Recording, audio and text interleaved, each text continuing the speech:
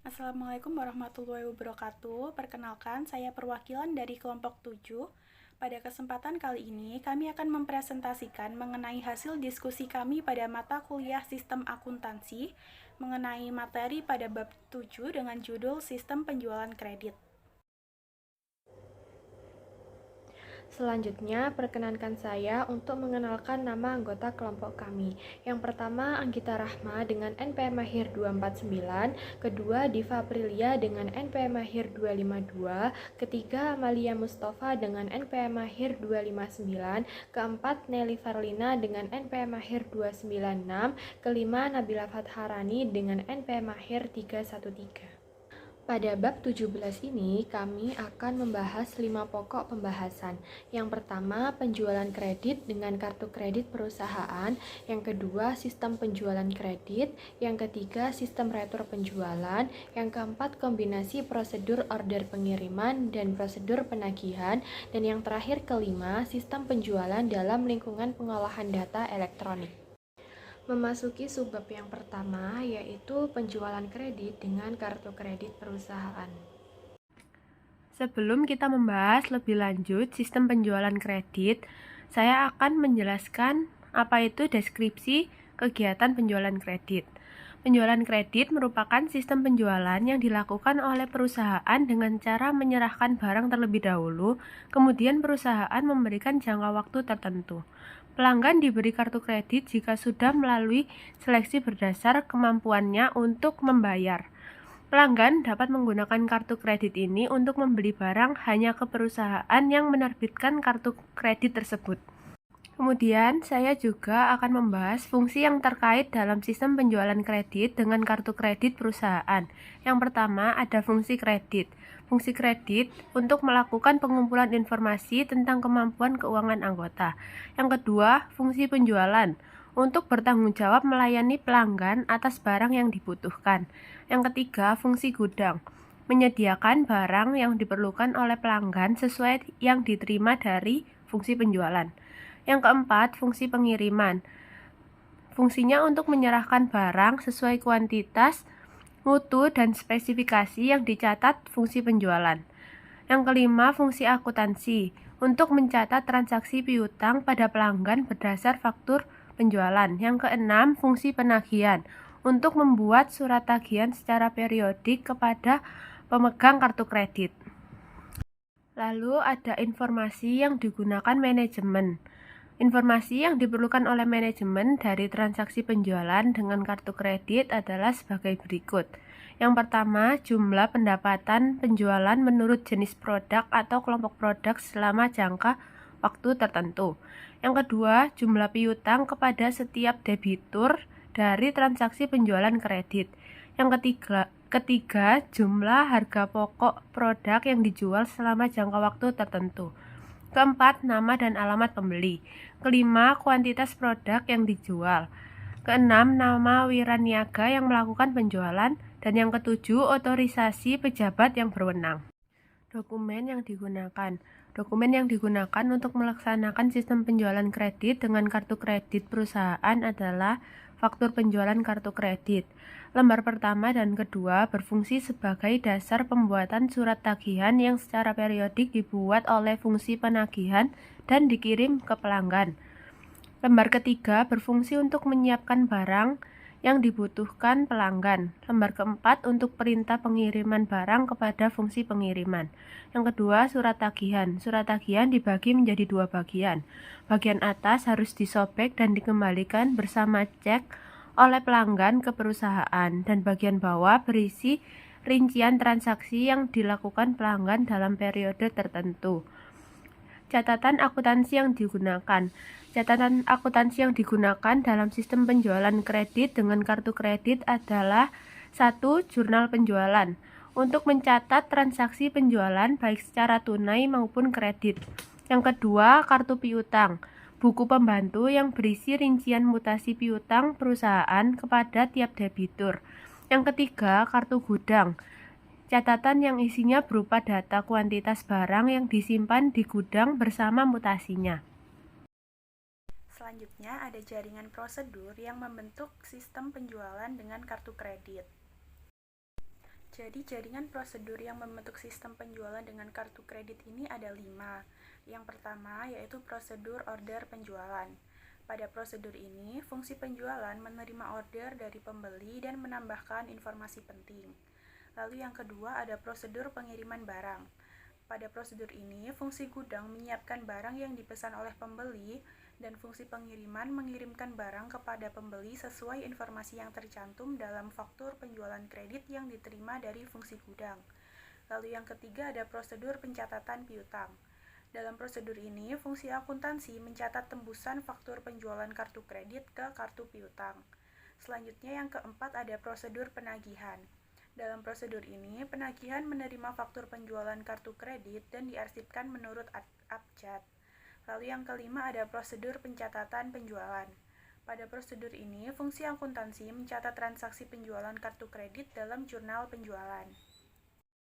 Masuk pada subbab selanjutnya yaitu sistem penjualan kredit. Jadi penjualan kredit ini dilaksanakan oleh perusahaan dengan cara mengirimkan barang sesuai dengan order yang diterima dari pembeli dan untuk jangka waktu tertentu perusahaan mempunyai tagihan kepada pembeli tersebut. Baik, yang pertama di sini ada fungsi yang terkait dalam sistem penjualan kredit. Jadi fungsi yang pertama yaitu ada fungsi penjualan. Fungsi penjualan ini bertanggung jawab untuk menerima surat order dari pembeli, mengedit order dari pelanggan untuk menambah informasi penting yang belum ada, contohnya seperti spesifikasi barang serta rute pengiriman, lalu juga meminta otorisasi kredit dan menentukan tanggal pengiriman. Fungsi yang kedua yaitu fungsi kredit, di mana fungsi kredit ini bertanggung jawab untuk meneliti status kredit pelanggan. Fungsi yang ketiga ada fungsi gudang. Fungsi gudang ini bertanggung jawab untuk menyimpan barang dan menyiapkan barang yang dipesan pelanggan, serta menyerahkan barang ke fungsi pengiriman. Lalu yang keempat ada fungsi pengiriman. Fungsi pengiriman ini bertanggung jawab untuk menyerahkan barang atas dasar surat order pengiriman yang diterima dari fungsi penjualan. Nah, fungsi ini bertanggung jawab untuk menjamin bahwa tidak ada barang yang keluar dari perusahaan tanpa adanya otorisasi dari yang berwenang. Lalu yang kelima ada fungsi penagihan. Fungsi penagihan ini bertanggung jawab untuk membuat dan mengirimkan faktur penjualan kepada pelanggan, serta menyediakan kopi faktur bagi kepentingan pencatatan transaksi penjualan oleh fungsi akuntansi.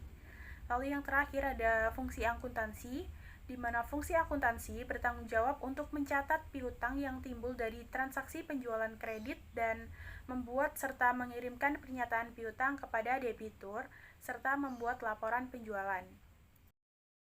Lalu selanjutnya ada informasi yang diperlukan oleh manajemen. Jadi informasi yang diperlukan oleh manajemen ini yang pertama ada jumlah pendapatan penjualan menurut jenis produk atau kelompok produk selama jangka waktu tertentu. Yang kedua ada jumlah piutang kepada setiap debitur dari transaksi penjualan kredit. Yang ketiga ada jumlah harga pokok produk yang dijual selama jangka waktu tertentu. Yang keempat ada nama dan alamat pembeli. Lalu yang kelima ada kuantitas produk yang dijual. Yang keenam ada nama wiraniaga yang melakukan penjualan. Dan yang terakhir ada otorisasi pejabat yang berwenang. Selanjutnya ada dokumen yang digunakan dalam sistem penjualan kredit. Yang pertama ada surat order pengiriman dan tembusannya. Jadi surat order pengiriman ini merupakan dokumen pokok untuk memproses penjualan kredit kepada pelanggan. Adapun berbagai tembusan dari surat order pengiriman sendiri yaitu yang pertama ada surat order pengiriman, yang kedua ada tembusan kredit atau kredit copy, yang ketiga ada surat pengakuan, yang keempat ada surat muat, yang kelima ada slip pembungkus, yang keenam ada tembusan gudang, yang ketujuh ada arsip pengendalian pengiriman, dan yang terakhir ada arsip indeks silang. Berikut ini adalah contoh dari form surat order pengiriman. Selanjutnya ada dokumen yang digunakan yang kedua adalah faktur penjualan dan tembusannya. Jadi faktur penjualan sendiri ini merupakan dokumen yang dipakai sebagai alat dasar untuk mencatat timbulnya utang. Adapun berbagai tembusan surat order pengiriman ini terdiri dari yang pertama ada tembusan piutang atau account receivable copy, yang kedua ada tembusan jurnal penjualan atau sales journal copy, Yang ketiga ada tembusan analisis atau analisis copy, dan yang terakhir ada tembusan wiraniaga atau salesperson copy. Di bawah ini merupakan contoh form faktur penjualan. Lalu dokumen yang digunakan selanjutnya, yang ketiga ada rekapitulasi beban pokok penjualan, di mana rekapitulasi beban pokok penjualan ini merupakan dokumen pendukung yang digunakan untuk menghitung total harga pokok produk yang dijual selama periode akuntansi tertentu. Lalu yang terakhir ada bukti memorial. Bukti memorial ini merupakan dokumen sumber untuk dasar pencatatan ke dalam jurnal umum. Di bawah ini ada contoh form untuk rekap beban pokok penjualan. Lalu selanjutnya ada contoh form dari bukti memorial. Selanjutnya ada catatan akuntansi yang digunakan dalam sistem penjualan kredit. Jadi, catatan akuntansi yang digunakan dalam sistem penjualan kredit ini ada 5, di mana yang pertama ada jurnal penjualan. Jurnal penjualan ini adalah catatan akuntansi yang digunakan untuk mencatat transaksi penjualan, baik secara tunai maupun kredit. Lalu yang kedua ada kartu piutang. Kartu piutang ini merupakan buku pembantu yang berisi rincian mutasi piutang perusahaan kepada tiap-tiap debiturnya. Yang ketiga ada kartu persediaan, di mana catatan akuntansi ini merupakan buku pembantu yang berisi rincian mutasi setiap jenis persediaan. Lalu yang keempat ada kartu gudang. Catatan akuntansi ini diselenggarakan oleh fungsi gudang untuk mencatat mutasi dan persediaan fisik barang yang disimpan di gudang. Lalu yang terakhir, yang kelima ada jurnal umum, di mana jurnal umum ini digunakan untuk mencatat harga pokok produk yang dijual selama periode akuntansi tertentu. Unsur pengendalian internal. Untuk merancang unsur-unsur pokok pengendalian internal yang terdiri dari sebagai berikut. Organisasi. 1. Fungsi penjualan harus terpisah dari fungsi kredit. 2. Fungsi akuntansi harus terpisah dari fungsi penjualan dan fungsi kredit. 3. Fungsi akuntansi harus terpisah dari fungsi kas. Sistem otoritas dan prosedur pencatatan. 1. Penerimaan order dari pembeli di otoritas oleh fungsi penjualan dengan menggunakan formulir surat order pengiriman. 2. Persetujuan pembelian kredit diberikan oleh fungsi kredit dengan membutuhkan tanda tangan pada kredit copy yang merupakan tembusan surat order pengiriman. Praktik yang sehat. 1. Surat order pengiriman bernomor urut tercetak dan pemakaiannya dipertanggungjawabkan oleh fungsi penjualan. 2. Faktur penjualan bernomor urut tercetak pada pemakaiannya dipertanggungjawabkan oleh fungsi penagihan. Penjelasan unsur pengendalian internal. Unsur pokok sistem pengendalian internal dijabarkan sebagai berikut. 1. Fungsi penjualan harus terpisah dari fungsi kredit. Pemisahan kedua fungsi ini dimaksudkan untuk menciptakan pengecekan terhadap transaksi penjualan kredit. Dalam transaksi penjualan, fungsi penjualan mempunyai kecenderungan untuk menjual barang sebanyak-banyaknya. 2. Fungsi akuntansi harus terpisah dari fungsi penjualan dan fungsi kredit. Salah satu unsur pokok sistem pengendalian internal diharuskan memisahkan fungsi operasi, fungsi penyimpanan, dan fungsi akuntansi. 3. Fungsi akuntansi harus terpisahkan dari fungsi kas. Berdasarkan unsur pengendalian internal yang baik, fungsi akuntansi harus dipisahkan dari kedua fungsi pokok yang lainnya, fungsi operasi dan fungsi penyimpanan. 4.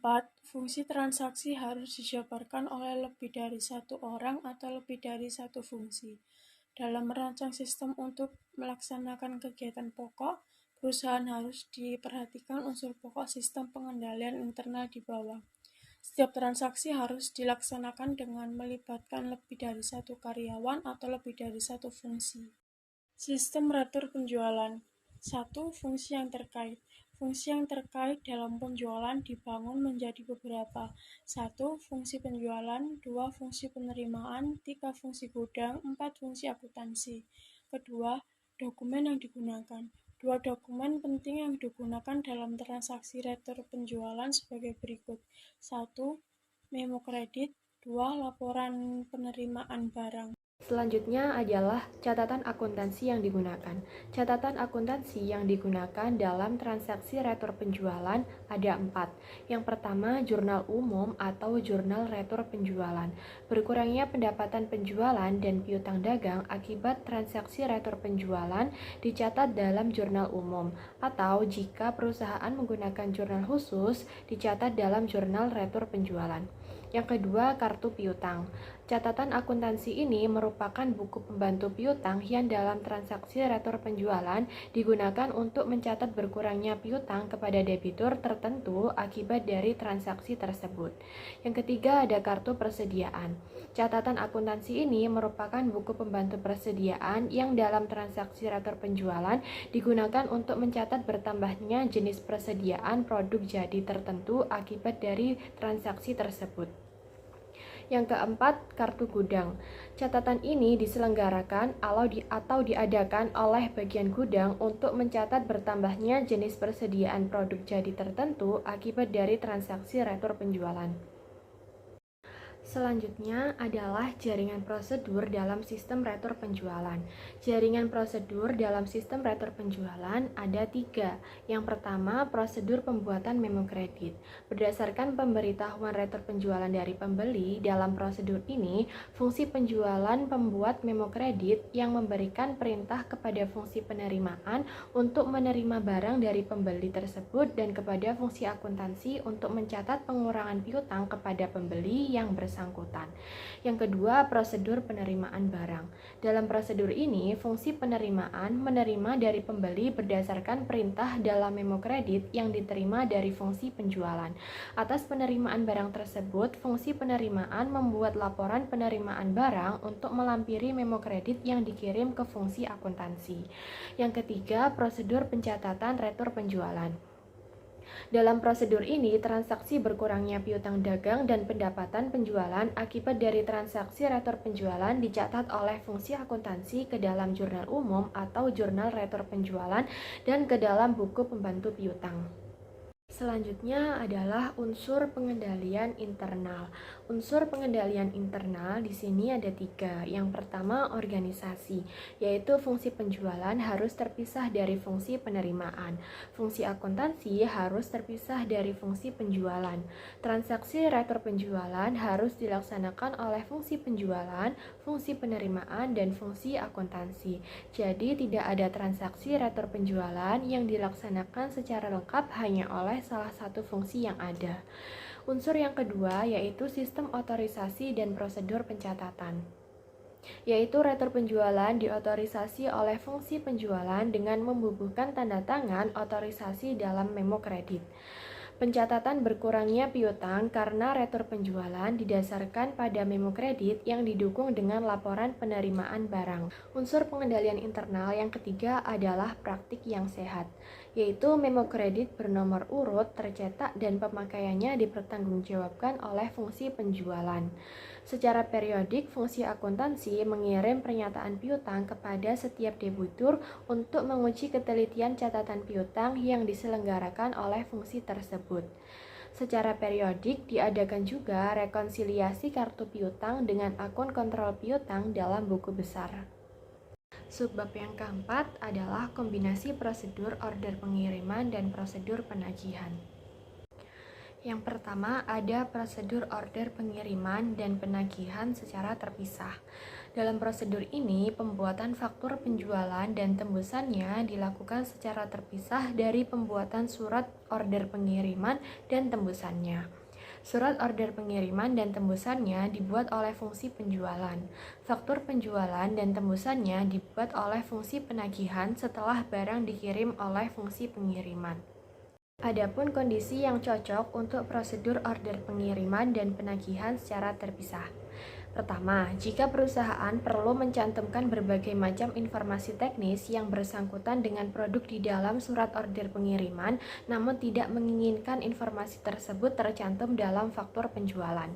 Yang kedua, jika perusahaan seringkali menghadapi masalah order dari pelanggan yang tidak dapat dipenuhi karena tidak tersedianya barang di gudang. Selanjutnya kita akan membahas mengenai prosedur order pengiriman atau bisa disebut dengan unit shipping order procedure. Prosedur ini merupakan modifikasi dari prosedur order pengiriman dan prosedur penagihan yang terpisah. Bahkan alir dokumen prosedur order pengiriman satuan pada prinsipnya adalah sama dengan yang tercantum pada bahkan alir dokumen sistem penjualan kredit.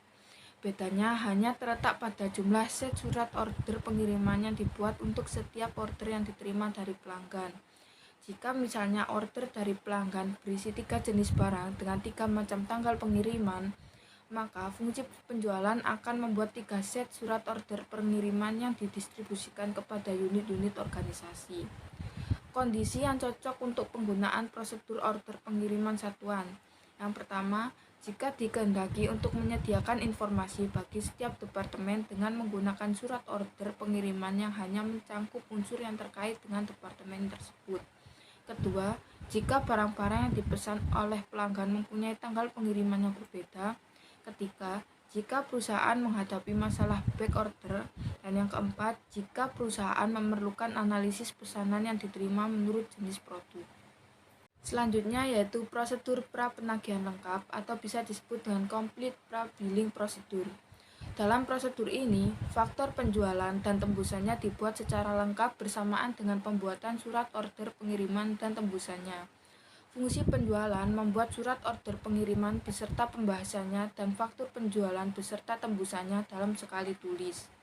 Kondisi yang cocok untuk penerapan prosedur pra-penagihan lengkap adalah yang pertama, karena surat order pengiriman dan faktur penjualan dibuat pada saat yang sama, dan yang kedua, saat kondisi persediaan harus memungkinkan pengiriman barang ke pelanggan sejumlah yang tertulis di dalam surat kabar pengiriman. Selanjutnya kita akan membahas mengenai prosedur pra-penagihan tidak lengkap. Prosedur ini hampir sama dengan prosedur pra-penagihan lengkap. Dalam prosedur ini, faktor penjualan dan tembusannya dibuat oleh fungsi penjualan bersamaan dengan pembuatan surat order pengiriman. Namun, faktor penjualan belum diisi dengan informasi yang lengkap oleh fungsi tersebut. Kondisi yang cocok untuk penerapan prosedur pra-penagihan tidak lengkap adalah yang pertama, pada saat surat order pengiriman dibuat oleh fungsi penjualan, informasi yang harus tercantum di dalam faktur penjualan belum dapat diketahui seluruhnya. Dan yang kedua, jika terjadi back order atau produk harus diproduksi lebih dahulu untuk memenuhi pesanan dari pelanggan. Dan yang terakhir, kita akan membahas mengenai sistem penjualan dalam lingkungan pengolahan data elektronik. Jika komputer digunakan dalam pengolahan data, pembagian tugas fungsional perlu disesuaikan. Dalam sistem penjualan dengan menggunakan komputer, dokumen pengiriman seperti surat order pengiriman dan tembusannya, dan faktur beserta tembusannya dapat dihasilkan dengan komputer. Arsip pengendalian pengiriman dan arsip indeks silang berbentuk arsip dalam komputer yang dapat dipanggil dan ditayangkan dalam monitor komputer setiap saat jika diperlukan. Terdapat 2 kali komputeran. Yang pertama, RAN 1. Dalam RAN ini, arsip transaksi penjualan diurutkan menurut nama pelanggan dan kemudian divalidasi dengan menggunakan edit cek rutin. Hasil RAN program ini adalah arsip transaksi penjualan yang valid dan laporan yang menunjukkan kontrol total dan daftar transaksi penjualan yang ditolak oleh komputer. Dan yang kedua, RAN 2. Dalam RAN ini, dengan menggunakan arsip induk harga jual, arsip transaksi penjualan yang valid digunakan untuk memutakhirkan arsip induk piutang. Keluaran dari RAN 2 ini adalah arsip induk piutang yang telah dimutakhirkan, faktur penjualan, jurnal penjualan, dan laporan penyimpangan dan kontrol total. Demikian presentasi kelompok kami. Mohon maaf apabila ada salah kata maupun perbuatan. Wassalamualaikum warahmatullahi wabarakatuh.